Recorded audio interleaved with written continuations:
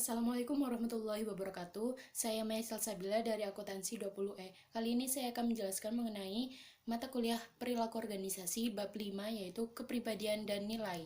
Pertama, ada definisi. Definisi kepribadian yang dirumuskan oleh Gordon Allport sekitar 70 tahun yang lalu, yaitu jumlah total dari cara-cara seorang individu beraksi dan berinteraksi dengan orang lain. Pada intinya, definisi kepribadian itu sebuah sikap yang kita tunjukkan kepada orang lain. Selanjutnya ada faktor kepribadian, yaitu ada dua.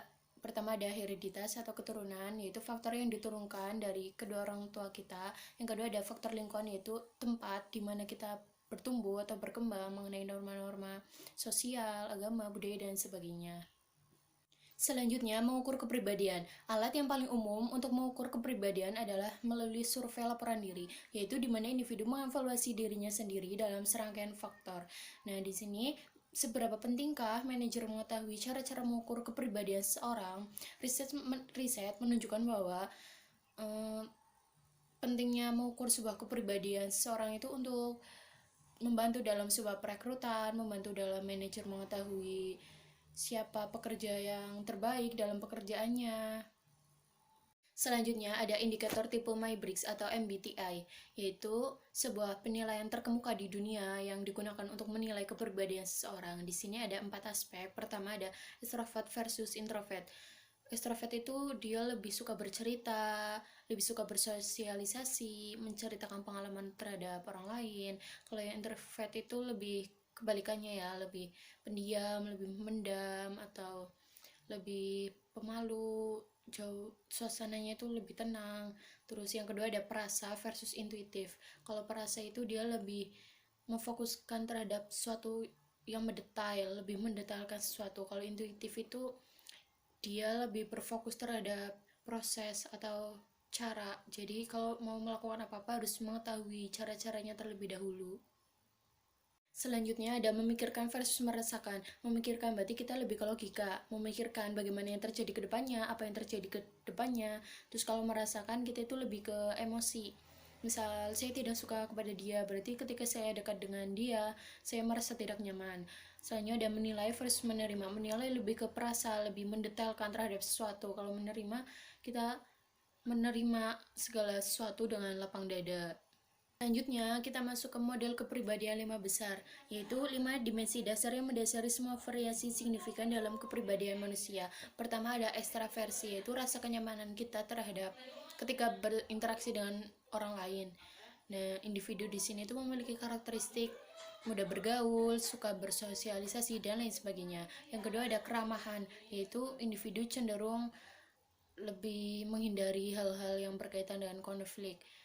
Karakteristik individu yang dimiliki yaitu baik, berhati lembut, dan lain sebagainya.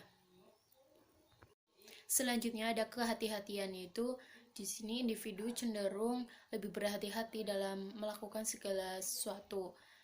Contohnya ketika mengambil keputusan lebih dipertimbangkan lagi. Jadi individu memiliki karakteristik yang dapat diandalkan, bertanggung jawab, tekun, dan lain sebagainya. Selanjutnya ada stabilitas emosional. Di sini tuh individu lebih mampu menahan amarah, stres, emosi, dan lain sebagainya. Karakteristik yang dimiliki yaitu lebih tenang dalam menghadapi segala sesuatu. Selanjutnya ada keterbukaan pada pengalaman. Di sini individu berarti cenderung lebih terbuka terhadap hal-hal baru. Karakteristik yang dimiliki itu lebih kreatif, inovatif, intelektual, terus rasa ingin tahu yang cukup tinggi, berpikir luas, dan lain sebagainya. Selanjutnya kita masuk ke dark diet, yaitu para peneliti telah menemukan bahwa 3 fitur yang tidak diinginkan oleh setiap individu adalah machiavellisme, narsisme, dan psikopat. Yang pertama ada Machiavellianisme adalah seorang individu yang mempertahankan sifat pragmatis, jarak emosional, dan percaya bahwa hasil dapat membenarkan cara. Yang kedua ada narsisme adalah kecenderungan untuk sombong, memiliki rasa berlebihan akan pentingnya diri, membutuhkan pujian yang berlebihan, dan memiliki rasa kelayakan. Psikopat adalah kecenderungan sedikit kepedulian terhadap orang lain atau menyesal saat tindakannya menyebabkan bahaya. Selanjutnya ada pendekatan penghindaran, kerangka kerja di mana individu beraksi pada rangsangan, yaitu ada dua. Ada motivasi pendekatan adalah ketertarikan pada rangsangan positif, yaitu berarti ketika kita mendapatkan motivasi pendekatan berarti otomatis kita memiliki rasa rangsangan positif. Dan sebaliknya, kalau motivasi penghindaran adalah respon pada rangsangan negatif. Ketika kita mendapatkan motivasi penghindaran, berarti kita itu meresponnya rangsangan negatif. Nah, seperti contohnya, misal kita mendapatkan motivasi pendekatan, otomatis kan kita memiliki rangsangan positif. Nah, berarti kita itu lebih termotivasi atau lebih semangat dalam melakukan segala pekerjaan, lebih memiliki rasa untuk menang. Dan sebaliknya, kalau kita mendapatkan motivasi penghindaran, berarti kita itu lebih cenderung lebih memiliki rasa cemas, takut, kalah, dan sebagainya. Selanjutnya, kita masuk ke sifat kepribadian lainnya yang relevan dengan perilaku organisasi. Pertama, ada evaluasi inti diri. Di sini ketika orang memiliki sifat positif, dia itu lebih senang ketika dirinya itu mengerjakan sesuatu itu secara efektif, terus atau bisa mengendalikan lingkungan sekitar. Kebalikannya, kalau dia memiliki sifat negatif, itu dia cenderung merasa dirinya itu tidak bisa melakukan hal apapun. Nah, ketika seseorang yang memiliki evaluasi inti diri yang positif, itu dia lebih bisa berkinerja dengan baik, lebih fokus, karena dia itu lebih fokus terhadap apa yang ingin dicapai dalam sebuah perusahaan, lebih ambisius. Kebalikannya, kalau yang memiliki evaluasi inti diri negatif, dia itu lebih mudah cemas, ragu dalam memilih suatu hal, atau lebih tidak terbuka dalam suatu hal, lebih merasa dirinya itu tidak bisa melakukan hal apapun, dan lain sebagainya. Selanjutnya ada pengawasan diri, yaitu kemampuan seseorang dalam beradaptasi dengan lingkungannya. Pastikan banyak ya faktor-faktor eksternal yang mempengaruhi. Tetapi ketika seseorang memiliki pengawasan diri yang cukup tinggi, dia itu lebih mudah untuk beradaptasi dengan lingkungan sekitarnya. Lain dengan kepribadian proaktif yang cenderung lebih inisiatif mengambil suatu tindakan ketika terjadi suatu kejadian. Nah, ini tuh sangat penting ya dalam tim, karena kalau dilakukan itu dapat menutupi kekurangan-kekurangan tim. Namun kembali lagi, ketika disalahgunakan pasti akan mengganggu efektivitas pekerjaan atau tim itu sendiri.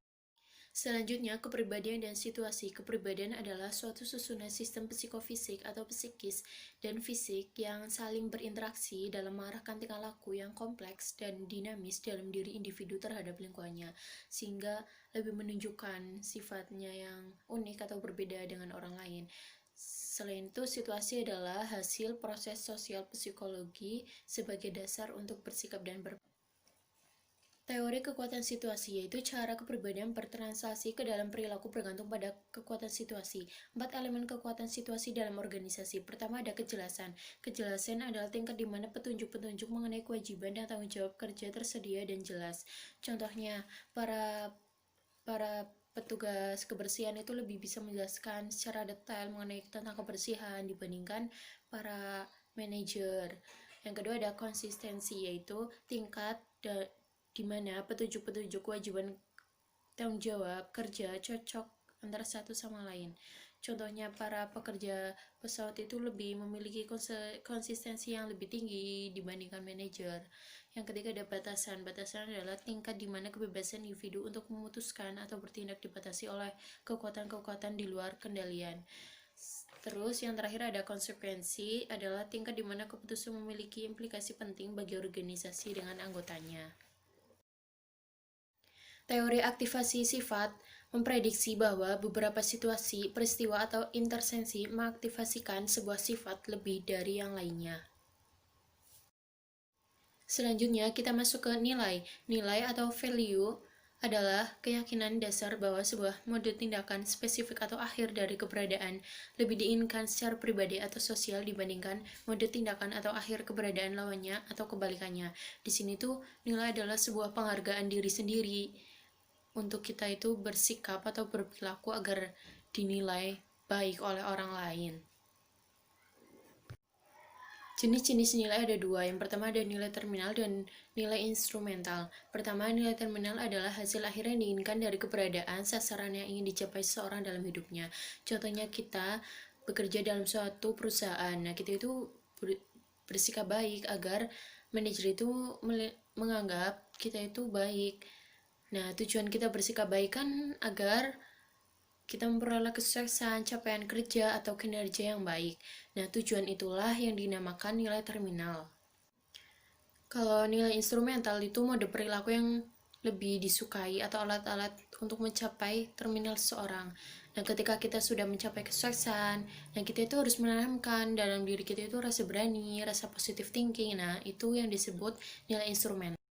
Nilai-nilai pada generasi, yaitu ada lonjakan bayi memasuki angkatan kerja 1965 sampai 1985. Perkiraan umur sekarang itu pertengahan 40 sampai 60 tahun.